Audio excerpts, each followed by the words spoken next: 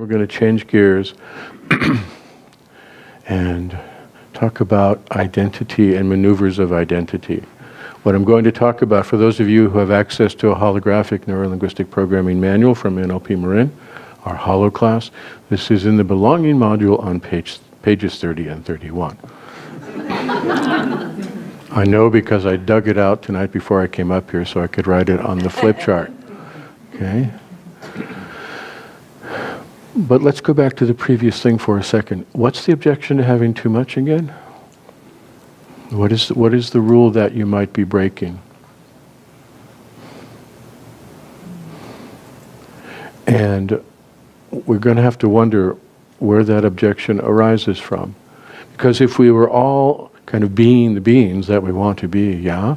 And if we were all in the kind of alignment with self and other selves and with life itself, this is the main theme of all of our NLP Marin classes, revising our alignment, improving our alignment with ourselves, our rapport with ourselves, with other selves, and with life itself. Ideally, if we were doing all that just right, there should be no high-end, no objectionable high-end on that will thing. Yeah? But we have questions and we have doubts. And those questions and doubts sneak up on us, and they limit our comfort with this thing called will. They limit our comfort with making choices. They unless they're not, okay? In which case, excellent. I guess you can go home now. But if there are limitations working in the system, how is that happening? If your will were in charge of what outpictures in this world, because as the Abraham people say most excellently, we do not live in a rewarding universe and we do not live in a punishing universe, we live in a mirroring universe. If your will were the main thing that universe was mirroring back, what kind of flaws would appear in that universe? So let's all answer that question internally for a moment by noticing the world we live in. And notice, please, the flaws in it. And we'll notice our presupposition, and I'm sure just about everyone in this room shares, that world that we're experiencing is, to a great extent, organized by our will.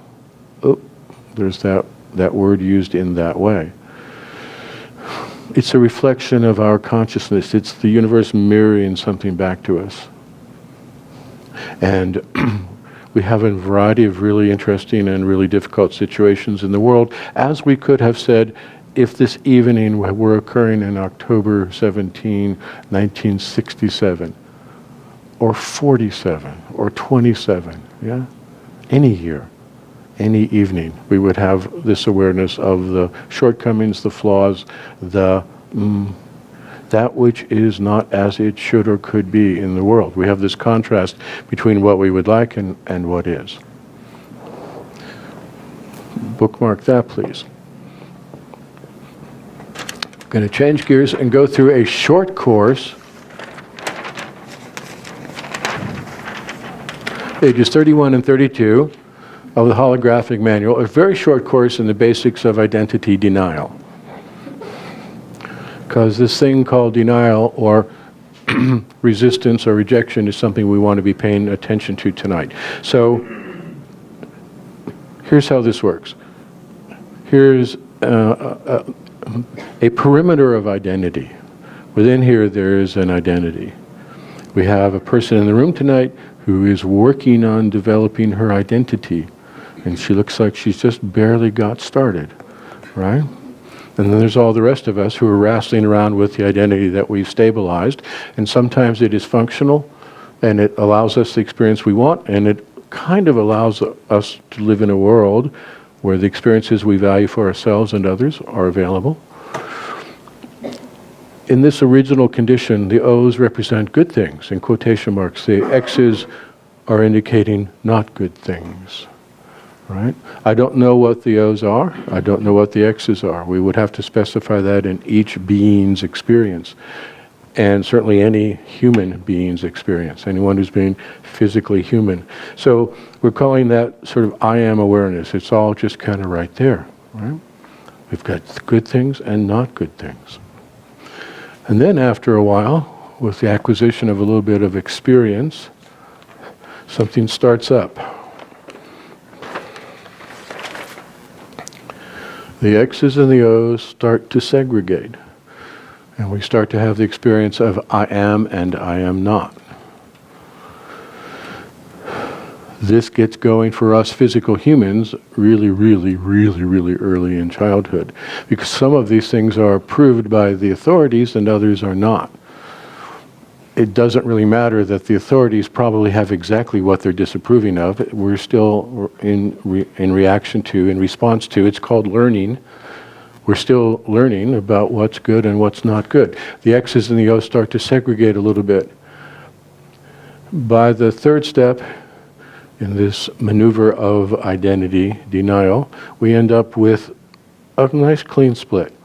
We have I am this and I am not this. Right? So thank goodness I'm over here. That's what's developing. I'm an O. I'm not an X. Or, if we're really, really hard on ourselves, I think I might be an X, but I should be an O. Step 4. The thing splits apart. I am this, and what the hell is that? Okay? Where do those people come from? Where does this stuff come from? What does this have to do with me? Who made this place up anyway? And then, to keep it separated, what we load up is a whole bunch of separating emotion. It just holds the identity separate.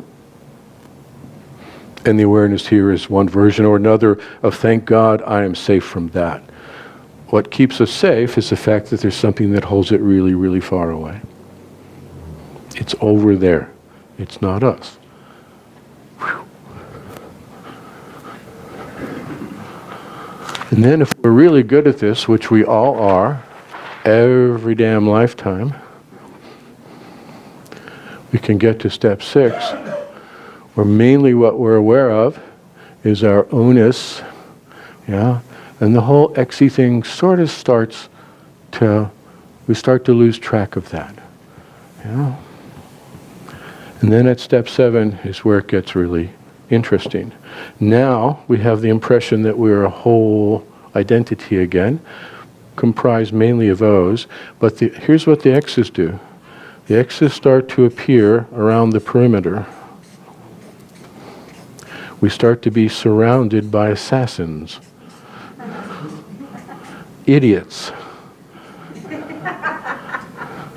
people of the wrong political party,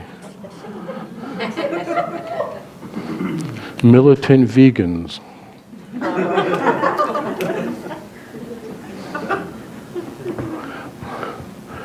I'm surrounded by awfulness. And then we can contend with all of this out here. So, way back at this step,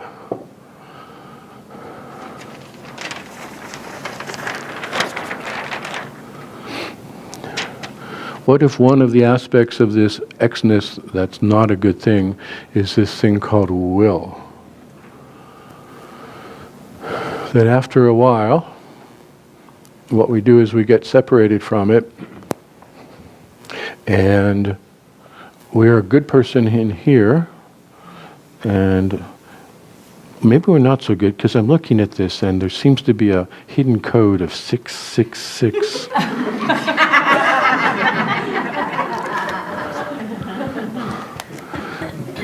And here are these high will people, these high will phenomena coming along, and we have to resist them or avoid them. Sometimes we can just stabilize it so that we're not really aware of these X's, but mostly we perceive them everywhere else. Now the people in this kind of room we have a healthy awareness of our internal Xiness generally. All right?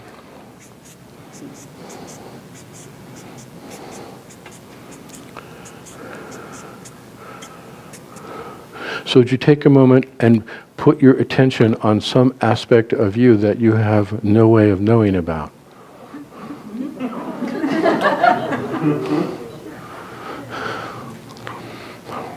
I wonder what that is. If you would like to know what it is, just check out the external world.